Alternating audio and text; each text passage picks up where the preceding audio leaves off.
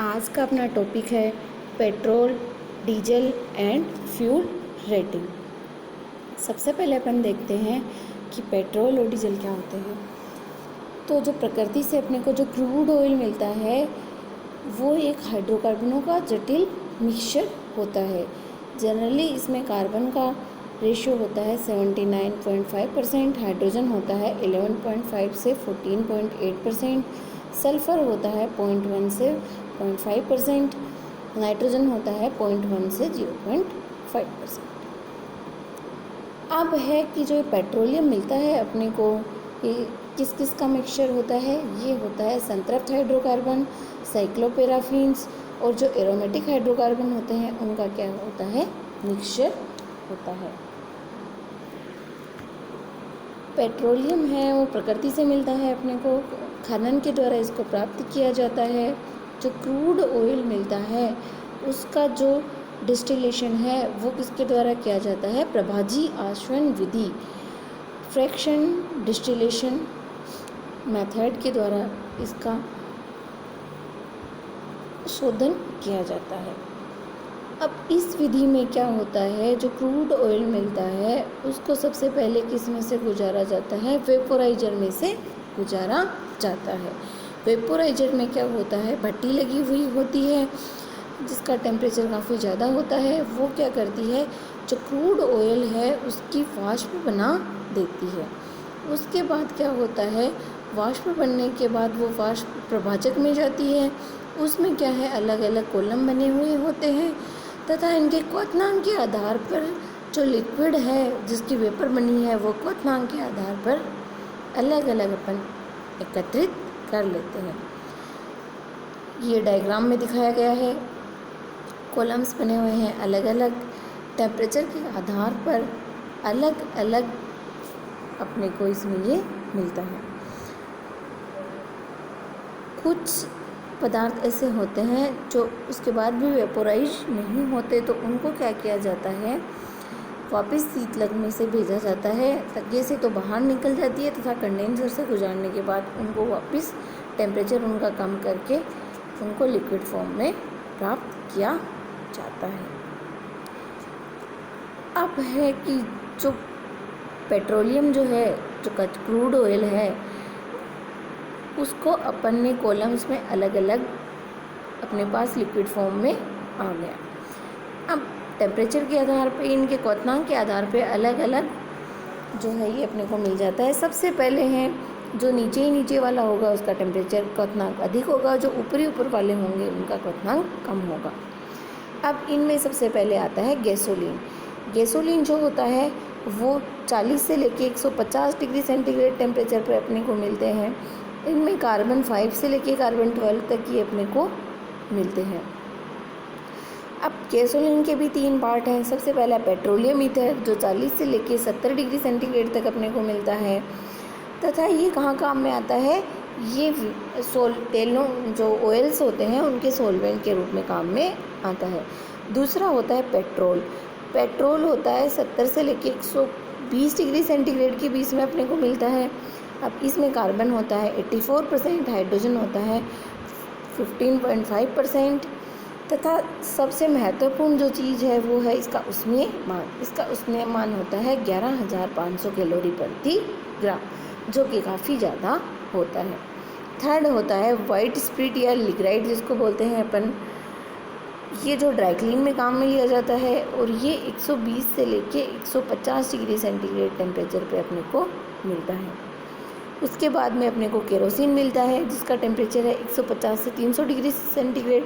अब केरोसिन में क्या होता है, कार्बन 12 से लेके कार्बन 16 तक के भी जितने कंपाउंड्स आएंगे, जितने भी हाइड्रोकार्बन्स आएंगे वो किस में होंगे, केरोसिन में।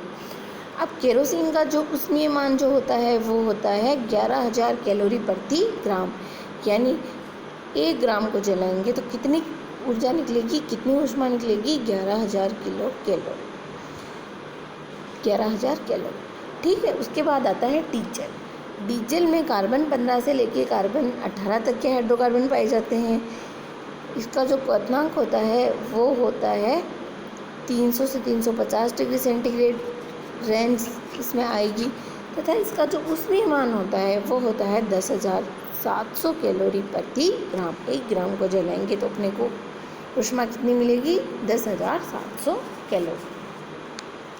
लास्ट में जो लुब्रिकेटिंग या जो हैवी ऑयल्स होते हैं वो यहाँ अपने को मिलते हैं। ये हैवी ऑयल्स जो वैसलीन है, ग्रीस है, वहाँ काम में लिए जाते हैं, और रेजिडुअल ऑयल जो होता है वो ट्रांसफार्मर में काम में लिया जाता है। ये हो गए पेट्रोल और डीजल। अब है इनकी जो फ्यूल की जो रेटिंग है वो नेक्स्ट टॉपिक अपन देखेंगे। इसमें दो हैं अपने, ऑक्टेन नंबर और सीटेन नंबर। सबसे पहले अपन देखते हैं ऑक्टेन नंबर।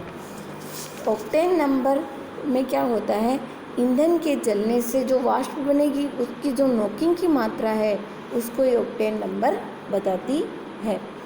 क्योंकि जैसे ही जो मशीनें होती हैं उनमें क्या होता है, फ्यूल्स है जो अपन डालते हैं वो क्या होता है, जलता है तेज़ी से, वेपर बनती है, और वो वेपर क्या करती है, जो अंदर जो कंटेनर होता है, जो पिस्टन होता है, उस पर दबाव उत्पन्न करती है, और पिस्टन पे दबाव उत्पन्न करने से जो सिलेंडर है या पिस्टन है उस पर दबाव उत्पन्न होने से एक नोक की आवाज़ आती है।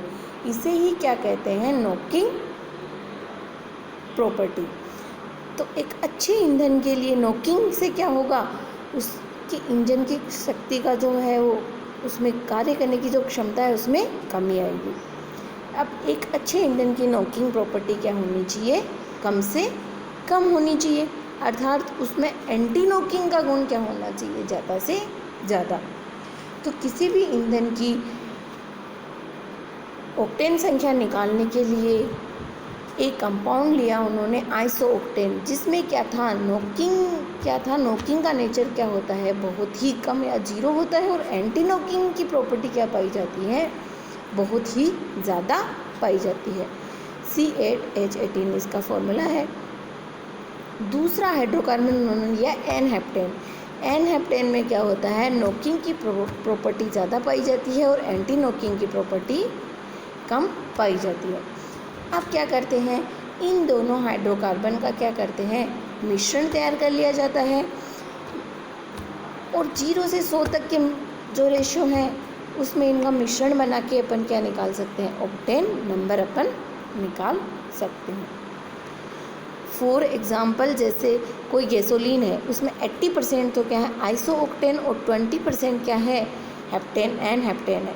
तो उसकी ऑक्टेन नंबर अपन कैसे निकालेंगे, जितनी उसमें ऑक्टेन, आइसो ऑक्टेन की अमाउंट है वही उसकी क्या होती है, ऑक्टेन नंबर। यानी यहाँ ऑक्टेन नंबर कितनी होगी, 80। ठीक है।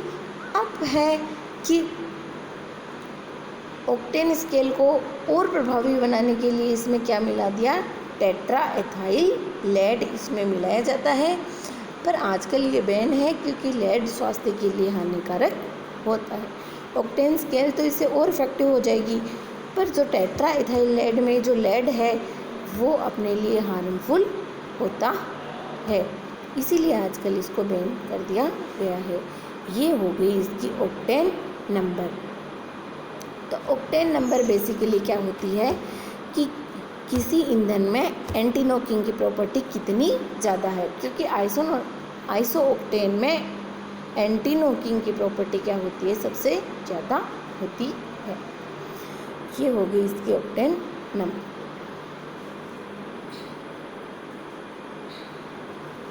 अब है नेक्स्ट है अपने सीटेन नंबर। सीटेन नंबर किसकी निकाली जाती है, मेनली जो डीजल है उसकी निकाली जाती है। डीजल में कार्बन 13 से लेके और जो कार्बन 18 तक के जो हाइड्रोकार्बन हैं वो इसमें आते हैं। सीटेन संख्या क्या बताती है कि डीजल ईंधन की ज्वलनशीलता कितनी ज़्यादा है। अब एक होता है इग्निशन डिले पीरियड। वो क्या होता है, जैसे ही अपन ईंधन भेजेंगे जलने के लिए, तो ईंधन के भेजने तथा उसके दहन के प्रारंभ होने के बीच में जो गैप आएगा उसको क्या कहेंगे, इग्निशन डिले पीरियड। अब डीजल की सीटेन संख्या निकालने के लिए उन्होंने क्या किया, सीटेन एक हाइड्रोकार्बन ले लिया। ये क्या है, सबसे ज़्यादा इसमें क्या है, जलने का गुण होता है।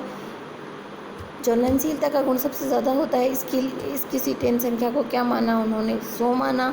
दूसरा एक हाइड्रोकार्बन उन्होंने लिया अल्फा मिथाइल नेफ्थलीन, जिसकी सीटेन संख्या को क्या माना है? 0 माना है। आप क्या करते हैं कि इन दोनों का मिश्रण अलग अलग रेशियो में तैयार करके और डीजल के क्या निकाल लेते हैं? Cetane number. जितना सीटेन नंबर या एन हेक्साडेकेन भी कहते हैं इसको, जितनी अमाउंट होगी वही उसकी सीटेन नंबर होगी। अब है तेल की सीटेन संख्या बढ़ाने के लिए इसमें क्या मिलाया जाता है? मिथाइल अल्कोहल भी इसमें मिलाया जाता है। ये हो गई ऑक्टेन नंबर और cetane number. Cetane number mainly क्या बताती है कि कोई ईंधन कितना ज्वलनशील है।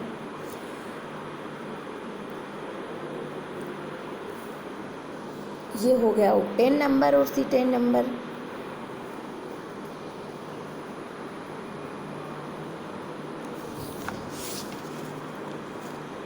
अब फॉर एग्जाम्पल